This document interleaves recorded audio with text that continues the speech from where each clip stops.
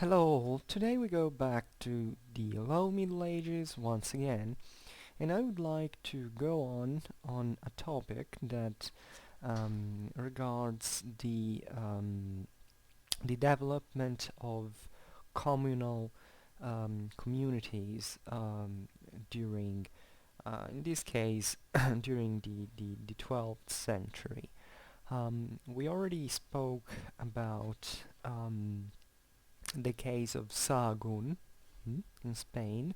You can watch that video if you want in the playlist, which I thought was very meaningful because it showed a particular context. In that case, we were in Castilla, so in obviously in a region that, as all the others, had a certain characteristic that obviously differed from the other areas of Europe. But of course, there were elements in common even with our areas. And the communal phenomenon is one of those that undoubtedly in the course of European history um, is more interestingly comparable the one in from the others, because if we and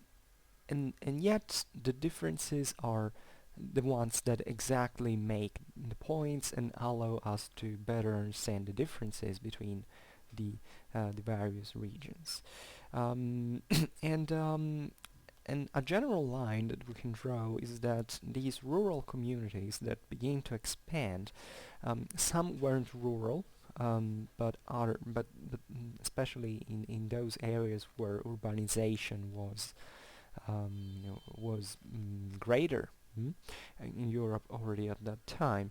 Um, but there are also rural areas that in this very moment of European history were really on the rise because there was a great expansion.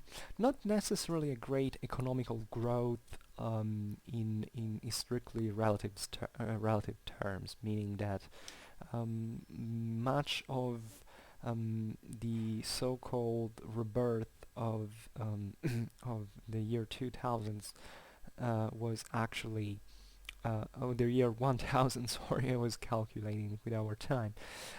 Was actually more of an expansion of the cultivated areas and not really, it wasn't much of in terms of technological advance like one might really think. But nevertheless, there was an expansion that, for the very reason of being a territorial one, it implied some way the expansion of a political power in a way or in another. And these communes were actually this case, and as we have seen also in the video about Sahagún, it's not that these rural areas were, there was no one, and one day someone came there and began freely to expand. These were areas normally, especially exactly in those lands that were more fertile, where there already was obviously a jurisdiction that was broadly part of a kingdom, first of all, but that obviously in most cases was in the hands, and now we will see that better in the case we want to talk about of local lords. So these rural communities didn't came out of the blue, or nor they developed in a vacuum, but they were, since the very beginning, um, practically all the times subjected to to someone's control. And in the area in which we want to talk about today is part of a broader European area where this phenomenon was more advanced, which was let's say northwestern Spain, north of France, and we will be talking today about north of France, in on the Rhine, so in Germany, and in central and northern Italy. These are the areas where this phenomenon had the greatest spread. And we will be talking today about the case of Laon. Laon is a city in northern France, which saw during the 12th century the revolt of the so-called Burgenses. Who are the Burgenses? The Burgenses basically in Latin means the inhabitants of the burgus. The burgus, as you know, is a term that in especially medieval history defines a town substantially that is not it's not a castle, but it's not even so small as a village, or maybe it can be, but generally speaking it's something greater. It's something that especially has some structure in terms even of physically speaking. It's a proto-city in practice. Burg is Burgus is is a Latin word um, that however it's of disputed origin, because some people say it's Proto-Germanic, excuse me, or other people think that it's from Greek, that eventually was taken and by Latin and used in medieval Latin. It might mean, as we have seen, many things, but in this case, I mean, it could be even a fort, a castle, something smaller than that, usually, or even a watchtower. Probably the best is a sort of walled town, but walled not necessarily with stone. I mean, it's a place that maybe can be identified just because it's a community with a certain right.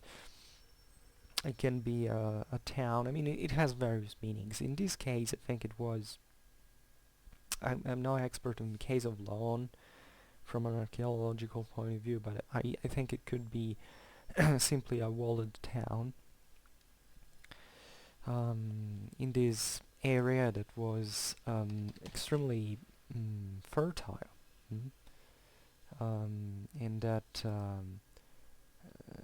it's close to the river N, or N, I think it's the name. It's very close to. It's between Reims and Saint-Quentin, not very far from Paris itself. Well, maybe 100 kilometers, but just, maybe it's closer to Belgium, I believe. It's a beautiful place, by the way, to visit if you ever go there. Today, obviously, it's much more developed. Here we are still in the 12th century, so that was very different. And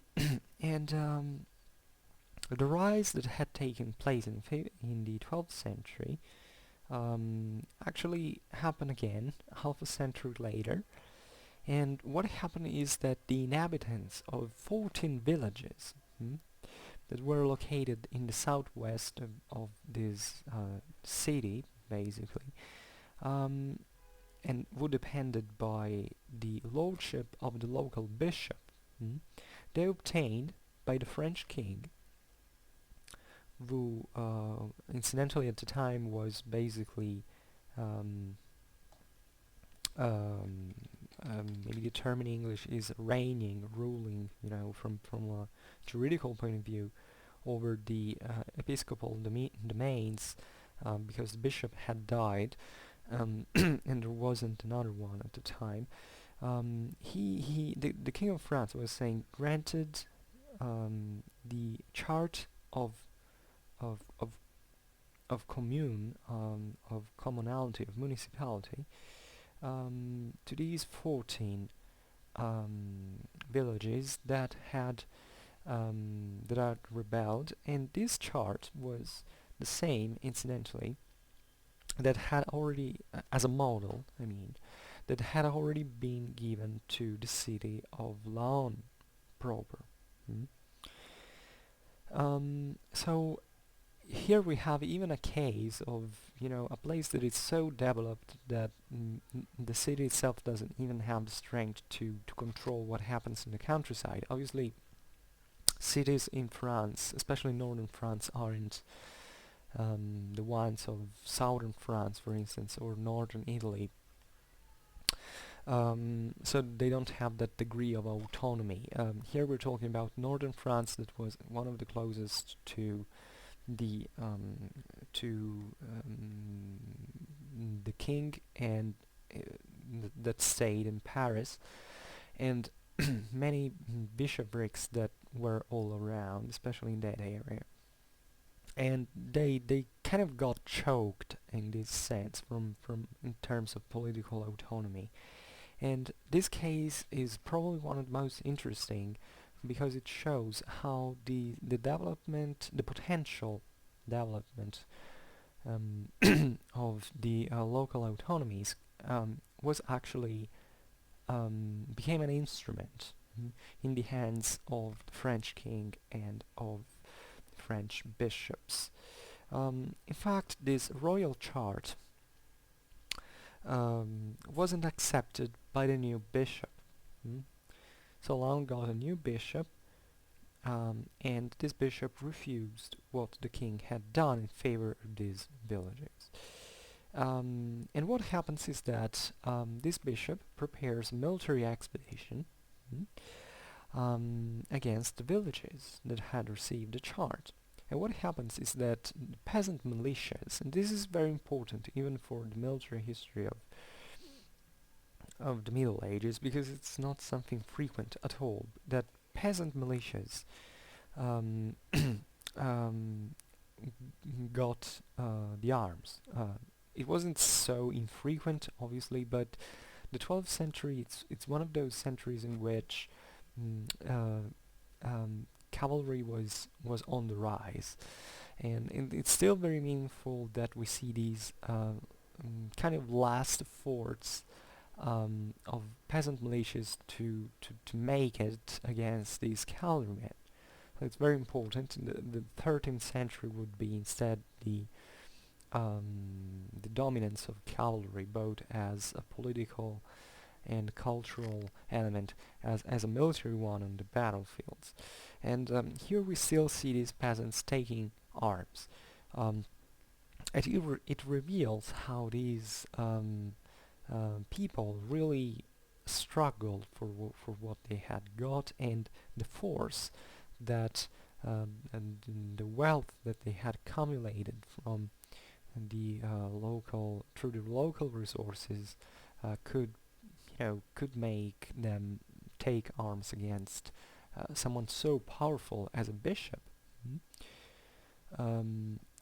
And in a land where royal power was not that weak still at the time, and where, however, these bishop powers were really strong and tied to the French king, to royal power. And the um, the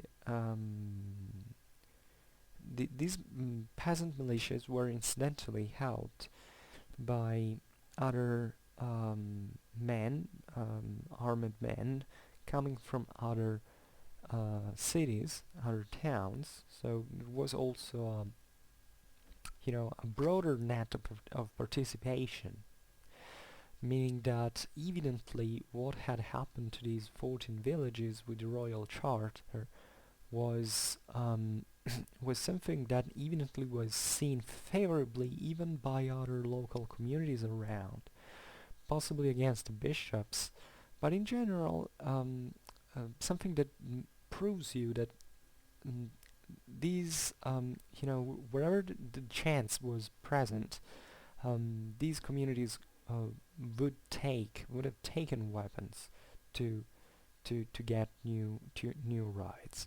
But what happens is that this peasant militia gets defeated, hmm, by by the bishop.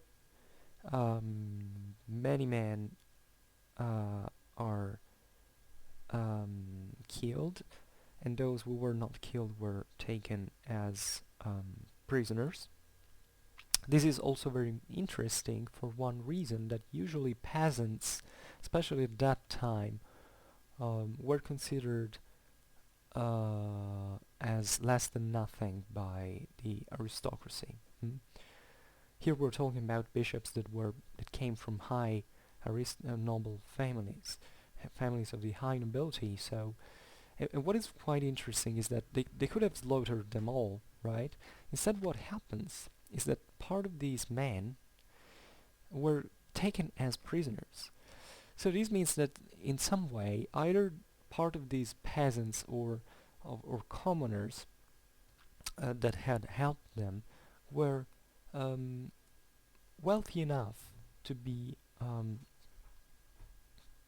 worth you know, a ransom. This is quite important in many ways, because it tells you that even certain differences were actually quite blurred, socially speaking, at this time, and how fluid things could really get. What happens after the defeat of these militias is that the same French king eventually accepted, after a short while, by the way, the suppression of these commune that had been created for these 14 villages. And it's very meaningful because the same king had been the one who had legitimated this new constitution. And which were the reasons of this? Well, quite simple.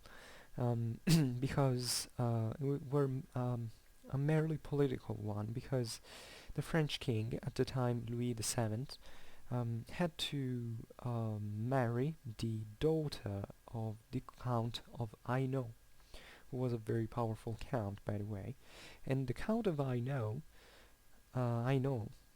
better said in French, was incidentally tied to the Bishop of Laon, because he had family ties with him.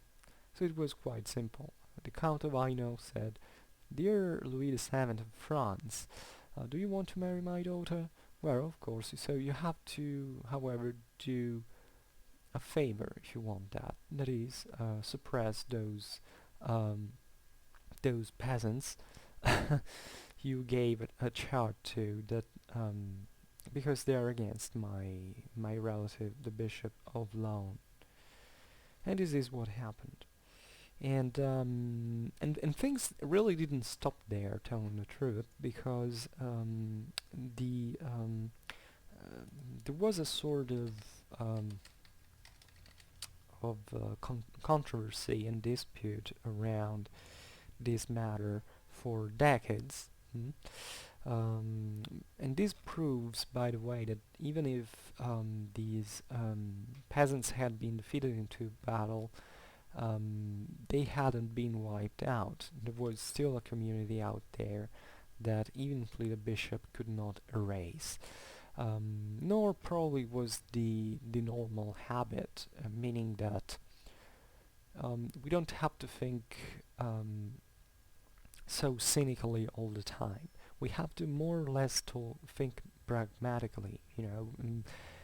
First of all, I believe that the bishop wouldn't have the strength to wipe out entire communities like that. These, I'm just guessing, might have caused very high discontent among other communities, as we have seen, because these villages had been helped by other communes. but especially there were probably many rights that these people had, and what had happened in that case is that the bishop had been probably weakened by the royal chart at a point that he couldn't stand those particular conditions. So taking away those conditions, he had more or less the same relationship with these people um, he had before, with the mm, important exception that the peasants obviously had seen that the French king had winkled at them, um, which which is something that really that they knew, and therefore they hoped that the French king would change the idea, or that there would be other political opportunities to take in order to re-establish those rights. Um, However, it ultimately went wrong for these peasants from Laon, because with the exception of Anizy-le-Château, which was, I believe, a village of them, who um, that obtained other allowances, exemptions, so other rights. These villages didn't gain any other um, concessions, any other concession, and not even obviously the right to make the commune, let's say, not singularly, not nor between each other. So this is one case of things that went wrong for them, and however, it's still very meaningful to show how important and the very banal fact that it was possible for these communities at this stage to hope for such a thing. And I think it's quite important in the French case because France has a very peculiar history on its own regarding the commune, um, which is quite intriguing because first of all, France proper is basically northern France. Its name it took from the ancient Francia. So the area where originally the Merovingians had settled and had made it their home. Southern France was different. Obviously it still belonged to the Kingdom of France, juridically speaking, from the times of the Carolingians, but southern France was quite different in many ways, because it was a much more urbanized place. Yet it's different also from a territorial point of view, because northern France is flatland, essentially, or if not flatland, at least it's very open ground with a lot of rivers, the ideal for growing crops and having a very high agricultural income, and this is a characteristic that France would ultimately always have. Even ancient Gaul had the same. Southern France was a bit different because there are much more mountains. However, there are fertile lands there as well, and climate shouldn't be eliminated as a factor because you have to think that we are talking about the 12th century. Now, with the technologies of the 12th centuries, there is a big difference even about climate and the temperature, because one thing is growing crops on the channel, another thing is doing it on the Mediterranean. So obviously there are very mixed factors in this sense. But northern France in this sense, in terms of the development of cities and communes, was a bit different. Because historically speaking, even northern Gaul wasn't that um, was was urbanized. Let's be frank on it, because most of the people I meet, even colleagues, historians say, well, northern Gaul wasn't that urbanized as southern Gaul. Well, this is true, but we shouldn't assume that northern Gaul was not urbanized. In fact, basically many of the cities that actually rose at this time were actually Roman ones, and it's very important because um, um, the very same um, um, you know I don't know, but if you look at the map of France, even in northern France, you see that it follows the cities as a structure, as a net of communication. The cities of um, um, had these connections through the Roman roads that went to all of these centers, and what you see is that in medieval France these centers actually survived. I think Laon specifically, very close to Picardy, was mm, probably already a village in Roman times, so there's surely a continuity from the area. And but the most important thing that I want to remember is that northern France is one of those places where there was a probably the place in the whole Roman Empire in which there were the largest and more fertile estates that came to pass intact, relatively intact structurally, from the late Roman times to the Middle Ages. And one of the consequences is that all these fertile lands that the Romans used, especially in order to feed the legions that were settled on the river Rhine, actually were taken by the Franks eventually, and Frankish aristocracy basically maintained them intact. And one of the reasons why French aristocracy during medieval age was the wealthiest one in Europe, especially in terms of land, of quantity of land owned, produced and also a consequence that was reflected in the development of the local towns, that they basically choked as noblemen any other initiative that was taking place in terms of political autonomization in those lands. So it's not that villages or towns or cities, like in this case, didn't have the strength to rise in France, but the nobles were stronger. And especially in this time, there is also another factor that complicates the matter, um, or at least makes it more complex, how you want to see it, is that the construction of the French monarchy. Now, we can't say that the French monarchy was actually founded with Clovis and that there is a substantial continuity independently from the passage of the succession of various dynasties. But I think one of the most important moments for France is this one, because as you know, the French kingdom wasn't a very strong one up to the 13th century. After the disgregation of the Carolingian dynasty, the Western Frankish kingdom had grown weaker. There was a king that was always recognized in a way, but basically he ruled from Paris and a very few kilometers around, while the rest of France was doing whatever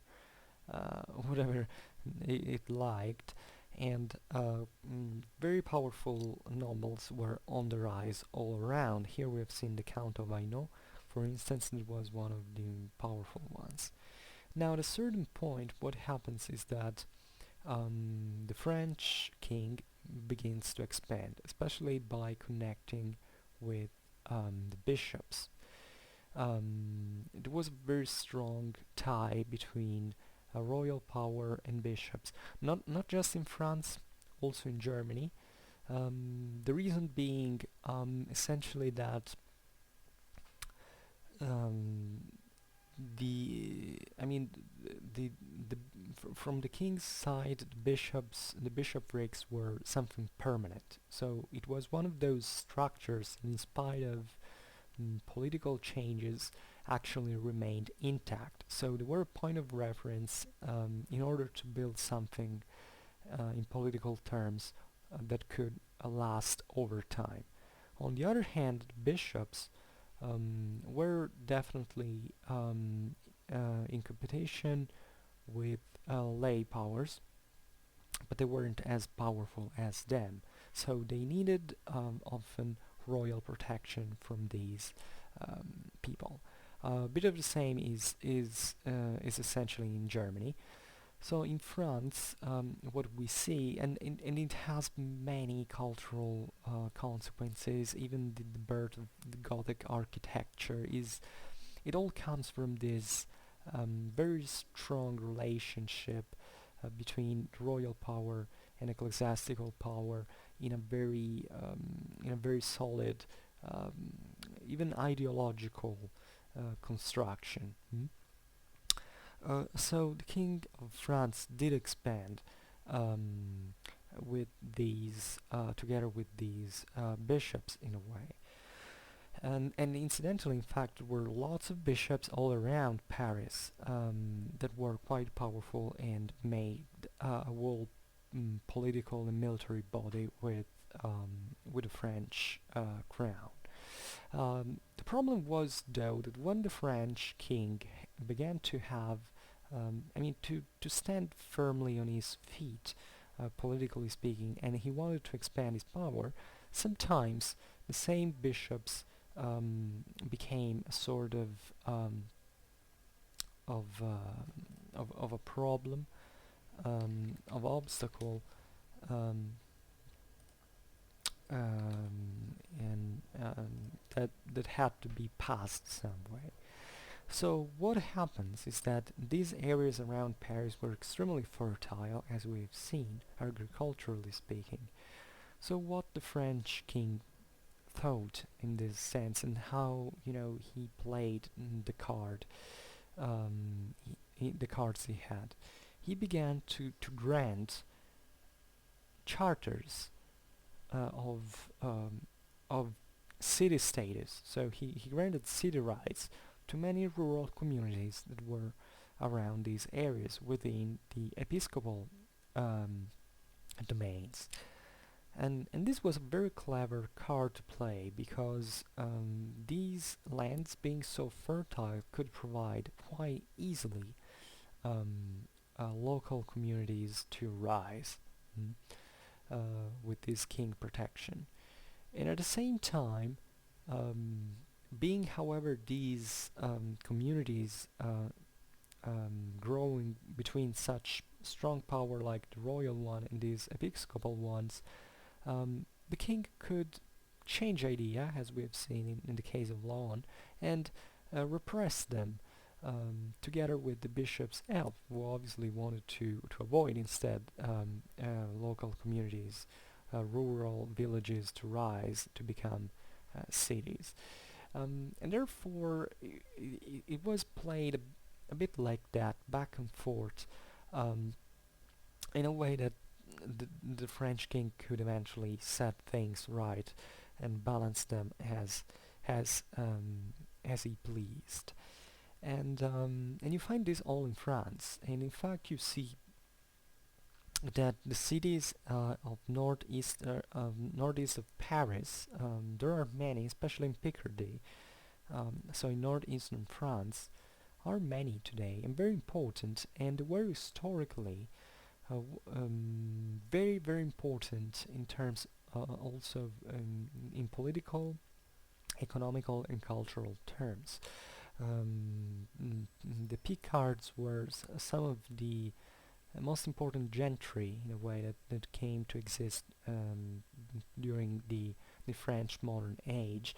And you see that even during the French Revolution, many lawyers, also very important ones for the revolution itself, as you wouldn't be surprised to know, actually came from Picardy. And why? Because originally there were communities, there were cities, communities of commoners that had been developed there, and it all started from it. Picardy had always been very important for French royal power. You see, even Carolingian times, many of the most faithful vassals of the Carolingians did came from Picardy. Some of the most faithful were sent to Italy, for instance. In Italy, a lot of Carolingian Picards or Picardian Carolingians, Carolingian counts were actually sent because they were considered to be some of the most faithful, the ones who had their properties the closest to the royal power, because the Carolingians did settle and had residences exactly there, from Paris to Belgium, so Picardy was right there. So I hope you enjoyed this video about the case of Laon regarding the development of rural communities during the Low Middle Ages. And if you have any question, please ask. Can make definitely a video about your questions. We can really make this channel grow. If you like this video, leave a like or share it, which is probably the best way you can do it. And subscribe if you're interested to listen to more videos like this. Have a nice one.